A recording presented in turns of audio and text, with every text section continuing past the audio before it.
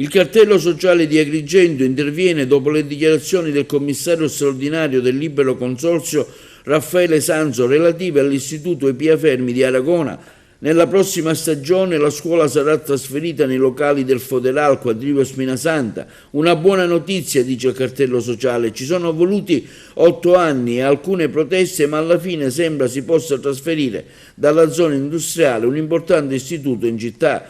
Resta però l'amarezza nel constatare che non sono bastati 8 anni per riconoscere il diritto dei lavoratori e dei ragazzi che frequentano l'Ipia Fermi per dare loro una sistemazione fuori dalla zona industriale, con tutti i problemi che questo ha causato.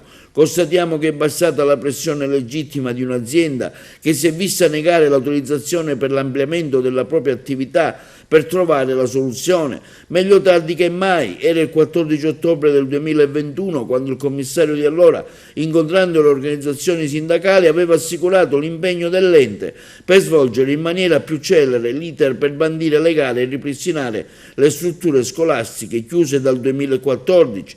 Ci chiediamo, continua il cartello sociale, e chiediamo al commissario del Libero Consorzio di Agrigento a che punto è l'iter per il recupero della struttura di Contrada Calcarelle, dove intende allocare le classi che attualmente sono ospitati nella struttura del Foderà. Non vorremmo infatti che a farne le spese siano questi ragazzi che vengono sballottati in qualche appartamento adibito a uso civile, come succede ancora oggi per l'istituto in via Cimarra. A tal proposito chiediamo ancora a Sanzo, continua il cartello sociale, cosa intende fare per dare dignità ai ragazzi e ai lavoratori che sono dentro questa scuola di via Cimarra, in appartamenti privati. Informiamo il commissario del Libero Consorzio che attualmente esiste una circolare del 27 settembre del 2022 del dirigente scolastico che vieta l'accesso all'ingresso principale del plesso, lo svolgimento dell'attività di educazione fisica, lo svolgimento della ricreazione. Solo un paio di mesi fa avevamo chiesto notizia sulla vicenda del Fermi, Politi, Foderà,